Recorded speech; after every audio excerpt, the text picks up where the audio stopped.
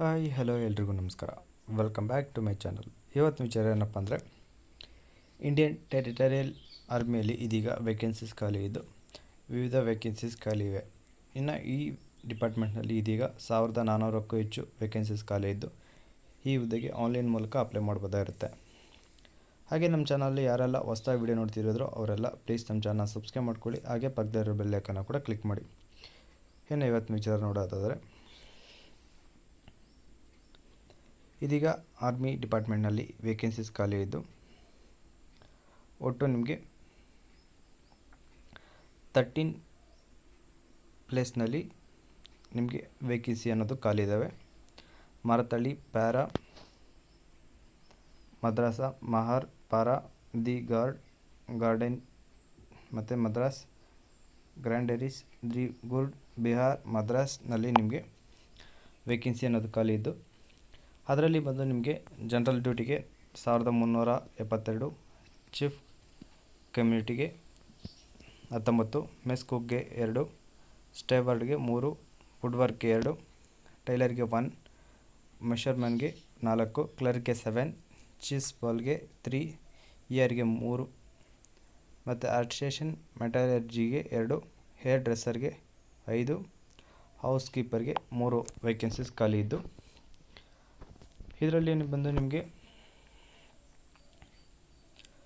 ಕೋಲ್ಹಾಪುರ್ ಮಹಾರಾಷ್ಟ್ರದಲ್ಲಿ ಈ ಒಂದು ಸೆಂಟರ್ ಇದ್ದು ಇದರಲ್ಲಿ ನಿಮಗೆ ಜನರಲ್ ಡ್ಯೂಟಿಗೆ 195, ಟ್ರೇಡ್ಮ್ಯಾನ್ಗೆ 13, ಕ್ಲರ್ಕ್ಗೆ 1, ಕಮ್ಯುನಿಟಿಗೆ 6, ಎಕ್ವಿಪ್ಮೆಂಟ್ ರಿಪೇರರ್ಗೆ 2, ಟೈಲರ್ಗೆ 1, ಹೇರ್ ಡ್ರೆಸ್ಸರ್ಗೆ 1, ಹೌಸ್ ಕೀಪರ್ಗೆ 1, ವಾಷರ್ಮನ್ಗೆ 1 ವೇಕೆನ್ಸೀಸ್ ಖಾಲಿ ಇರ್ತವೆ. ಇನ್ನು ಇದರಲ್ಲಿ ನಿಮಗೆ ರಿಕ್ರೂಟ್ಮೆಂಟ್ ಬಂದು ಸ್ಟಾರ್ಟಿಂಗ್ಗೆ ಬಂದು ಅಪಾಯಿಂಟ್ಮೆಂಟ್ ಬಂದು ನಿಮಗೆ ನವೆಂಬರ್ 15ನೇ ತಾರೀಕಿಂದಲೇ ಪ್ರಾರಂಭವಾಗ್ತಾ ಇದ್ದು 15, 16, 17, 18, 19 ಮತ್ತು 21, 22ನೇ ತಾರೀಕುವರೆಗೂ ನಿಮಗೆ 23, 24, 28ನೇ ತಾರೀಕುವರೆಗೂ ನಿಮಗೆ ರಿಸರ್ವೇಷನ್ ಅನ್ನೋದಿರುತ್ತೆ, ರಿಕ್ರೂಟ್ಮೆಂಟ್ ಅನ್ನೋದಿರುತ್ತೆ.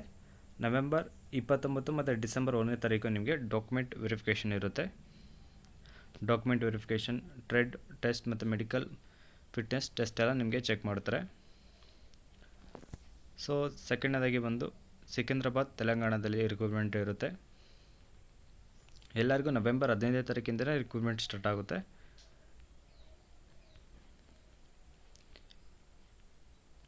ಮೂರನೇ ಸೆಂಟರ್ ಬಂದು ಬೆಳಗಾವಿ, ಕರ್ನಾಟಕದಲ್ಲಿರುತ್ತೆ. 4ನೇ ಸೆಂಟರ್ ಬಂದು ದೇವಲಾಲಿ, ಮಹಾರಾಷ್ಟ್ರದಲ್ಲಿರುತ್ತೆ. 5ನೇ ಸೆಂಟರ್ ಬಂದರು ಶ್ರೀ ವಿಜಯಪುರಂ, ಅಂದರೆ ಅಂಡಮಾನ್ ಮತ್ತು ನಿಕೋಬಾರ್ ಐಲ್ಯಾಂಡ್ನಲ್ಲಿರುತ್ತೆ. ಸೊ ಇಷ್ಟೇ. ಇನ್ನು ಈ ಒಂದು ಹುದ್ದೆಗೆ ಅಪ್ಲೈ ಮಾಡೋವಂಥವ್ರಿಗೆ ಮಿನಿಮಮ್ 18ರಿಂದ ಮ್ಯಾಕ್ಸಿಮಮ್ 42 ವರ್ಷದ ಒಳಗಡೆ ಇರಬೇಕಾಗಿರುತ್ತೆ. ಇನ್ನು ಈ ಒಂದು ಅಪ್ಲೈ ಮಾಡೋರಿಗೆ ಎಜುಕೇಷನ್ ಕ್ವಾಲಿಫಿಕೇಷನ್ ನೋಡೋದಾದರೆ, ಸೋಲ್ಜರ್ ಡ್ಯೂಟಿಗೆ ಅಪ್ಲೈ ಮಾಡ್ತಿರೋಂಥವ್ರಿಗಾದರೆ ಮಿನಿಮಮ್ 10th ಪಾಸ್ ಆಗಿರಬೇಕಾಗಿರುತ್ತೆ. ಮಿನಿಮಮ್ 10th ನಿಮಗೆ 45 ಮಾರ್ಕ್ಸ್ನೊಂದಿಗೆ ಪಾಸ್ ಆಗಿರೋವಂಥವ್ರು, ಹಾಗೆ ಈಚ್ ಸಬ್ಜೆಕ್ಟಲ್ಲಿ 33% ಪಾಸ್ ಆಗಿರೋವಂಥವ್ರು ಈ ಒಂದು ವೇಕೆನ್ಸಿಗೆ ಅಪ್ಲೈ ಮಾಡ್ಬೋದಾಗಿರುತ್ತೆ. ಇನ್ನು ಕ್ಲರ್ಕ್ನ ವೇಕೆನ್ಸಿಗೆ ಬಂದು ನೀವು 12th ಪಾಸ್ ಆಗಿರಬೇಕಾಗಿರುತ್ತೆ. 12th ನೀವು ಕಾಮರ್ಸ್, ಆರ್ಟ್ಸ್, ಸೈನ್ಸ್ ಯಾವುದೇ ಡಿಪಾರ್ಟ್ಮೆಂಟಲ್ಲಿ ಪಾಸ್ ಆಗಿದ್ರೂ ಕೂಡ ಪರವಾಗಿಲ್ಲ, ಆದರೆ 60% ಒಂದಕ್ಕೆ ಪಾಸ್ ಆಗಿರಬೇಕಾಗಿರುತ್ತೆ. ಹಾಗೆ ಪ್ರತಿ ಸಬ್ಜೆಕ್ಟ್ನಲ್ಲಿ ಈಚ್ ಅಂದರೆ 50%ನೊಂದಿಗೆ, ಅದರಲ್ಲಿ ಅವೆಲ್ಲ ಅಂತ ನೋಡೋದಾದರೆ English, mathematics, accounts, book keeping in ಕ್ಲಾಸ್ನಲ್ಲಿ ನೀವು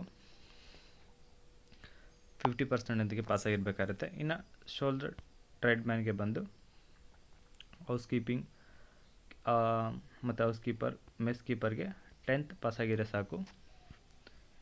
ಇನ್ನು ಸ್ಕೋರ್ಡ್ ಬಂದು ನೀವು 33%ನೊಂದಿಗೆ ಪಾಸ್ ಆಗಿದ್ರೆ ಸಾಕು, ಈ ಒಂದು ವೇಕೆನ್ಸಿಗೆ ಅಪ್ಲೈ ಮಾಡ್ಬೋದಾಗಿರುತ್ತೆ. ಇನ್ನು ಹೌಸ್ ಕೀಪರ್ಗೆ ಮತ್ತು ಮೆಸ್ ಕೀಪರ್ಗೆ ಕೂಡ 8ನೇ ಕ್ಲಾಸ್ ಪಾಸ್ ಆಗಿದ್ರೆ ಸಾಕು, ಈ ಒಂದು ವೇಕೆನ್ಸಿಗೆ ಅಪ್ಲೈ ಮಾಡ್ಬೋದಾಗಿರುತ್ತೆ.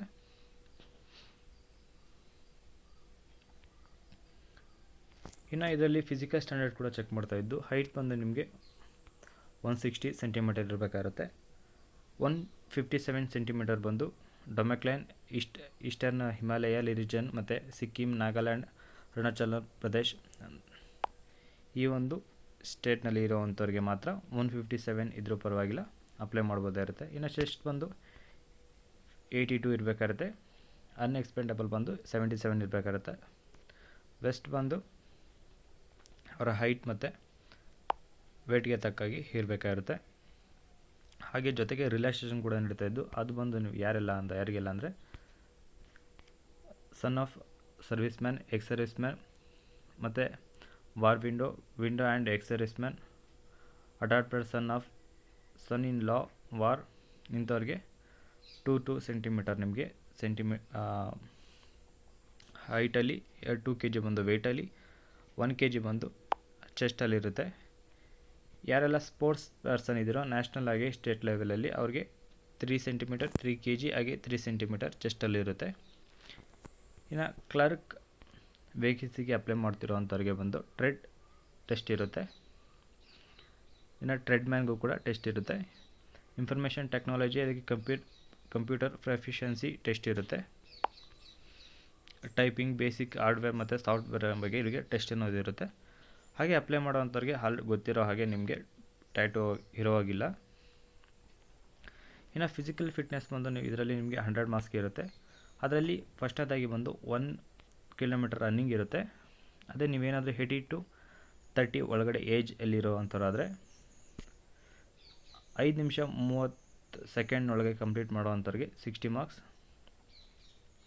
ಅದೇ ನೀವೇನಾದರೂ 5 ನಿಮಿಷ 46 ಸೆಕೆಂಡ್ ಅಬವ್ ಹೋದ್ರೆ ಅಂದರೆ ಅವ್ರನ್ನ ಫೇಲ್ ಕೂಡ ಮಾಡ್ತಾರೆ.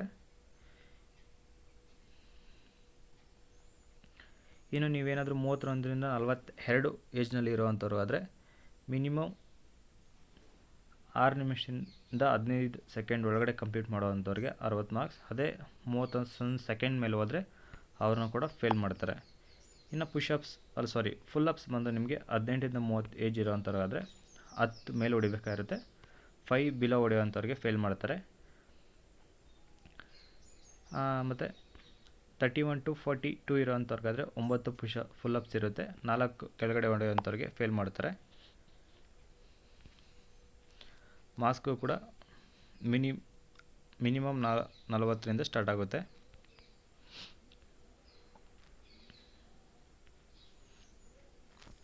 ಇನ್ನು ರೈಟಿಂಗ್ ಎಕ್ಸಾಮಿನೇಷನ್ ಇರುತ್ತೆ. ಅದರಲ್ಲಿ ಬಂದು ನಿಮಗೆ ಫಿಸಿಕಲ್ ಆಗಿ ಮೆಡಿಕಲ್ ಎಕ್ಸಾಮಿನೇಷನ್ ಅದಿರುತ್ತೆ, ಪೇಪರಲ್ಲಿ ಇರುತ್ತೆ.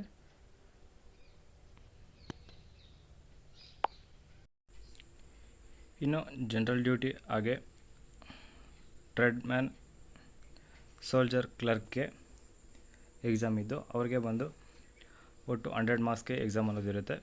ಒಟ್ಟು 15 ಕ್ವಶನ್ಸ್ ಇದ್ದು ಜನರಲ್ ನಾಲೆಜ್ ಹಾಗೆ ಜನರಲ್ ಸೈನ್ಸ್ ಬಗ್ಗೆ ನಿಮಗೆ ಕ್ವಶನ್ಸ್ ಅನ್ನೋದು ಇರುತ್ತೆ. ಮಿನಿಮಮ್ ಪಾಸ್ ಮಾರ್ಕ್ಸ್ ಬಂದು ನಿಮಗೆ 32 ಆಗಿರುತ್ತೆ.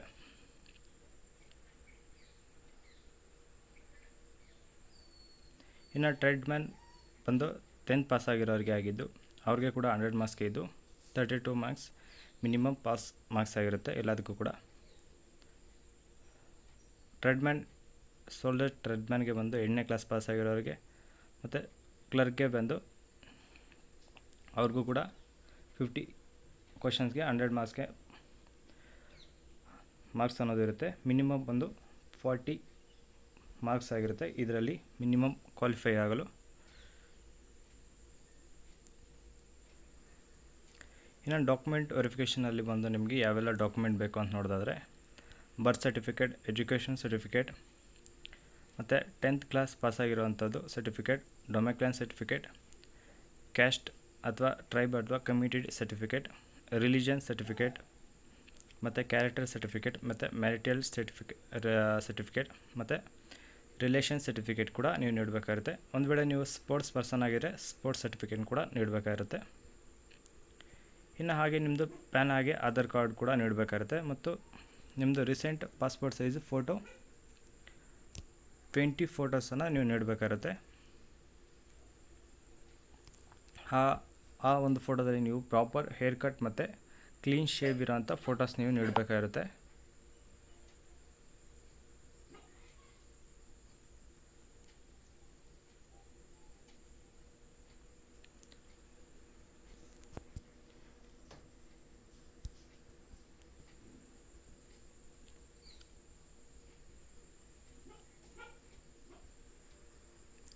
ಸೊ ಇಷ್ಟೇ ಆಗಿರುತ್ತೆ.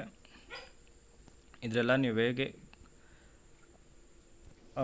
ಇದು ಮಾಡ್ತೀರ ಅನ್ನೋ ಆಧಾರದ ಮೇಲೆ ನಿಮ್ಮನ್ನು ಈ ಹುದ್ದೆಗೆ ಆಯ್ಕೆ ಅನ್ನೋದು ಮಾಡ್ತಾರೆ. ಹಾಗೆ ಫಿಸಿಕಲಿ, ಮೆಂಟಲಿ ಹಾಗೆ ಮತ್ತು ಎಕ್ಸಾಮಲ್ಲಿ ಕೂಡ ಸ್ಕೋರ್ ಮಾಡೋವಂಥವ್ರಿಗೆ ಈ ಒಂದು ಹುದ್ದೆಯಲ್ಲಿ ವೇಕೆನ್ಸಿ ಅನ್ನೋದು ನಿಮಗೆ ಜಾಬ್ ಅನ್ನೋದು ಸಿಗುತ್ತೆ. ಸೊ ಅಪ್ಲೈ ಮಾಡುವಂಥವ್ರು ಬೇಗ ಅಪ್ಲೈ ಮಾಡಿ. ಈ ಹುದ್ದೆ ಬಗ್ಗೆ ಏನಾದರೂ ನಿಮಗೆ ಡೌಟ್ ಇತ್ತಪ್ಪ ಅಂದರೆ ಕಮೆಂಟ್ ಮಾಡಿ. ಈ ವಿಡಿಯೋ ಇಷ್ಟ ಲೈಕ್ ಮಾಡಿ, ಕೆಲಸ ಹುಡುಕ್ತಿರೋಂಥ ಫ್ರೆಂಡ್ಸ್ಗೆ ಮತ್ತು ರಿಲೇಷನ್ಸ್ಗೆ ಈ ವಿಡಿಯೋನ ಶೇರ್ ಮಾಡಿ ಅಂತ ಹೇಳ್ತಾ, ಹಾಗೆ ಈ ಹುದ್ದೆಗೆ ಅಪ್ಲೈ ಮಾಡ್ತಿರೋಂಥ ಎಲ್ಲರಿಗೂ ನನ್ನ ಕಡೆಯಿಂದ ವೆರಿ ಆಲ್ ದ ಬೆಸ್ಟ್ ಅಂತ ತಿಳಿಸ್ತಾ, ಇದೇ ಥರದ ಹೆಚ್ಚಿನ ಉದ್ಯೋಗ ಮಾಹಿತಿಗಾಗಿ ಹಾಗೆ ಗೌರ್ಮೆಂಟ್ ಸ್ಕೀಮ್ಸ್ಗಾಗಿ ತಪ್ಪದೆ ನಮ್ಮ ಚಾನಲ್ ಸಬ್ಸ್ಕ್ರೈಬ್ ಮಾಡಿಕೊಂಡು ಸಪೋರ್ಟ್ ಮಾಡಿ ಅಂತ ಕೇಳ್ತಾ ಇದ್ದೀನಿ. ಇನ್ನು ನೆಕ್ಸ್ಟ್ ವಿಡಿಯೋ ಸಿಗೋವರೆಗೂ ಎಲ್ಲರಿಗೂ ಟಾಟಾ, ಬಾಯ್.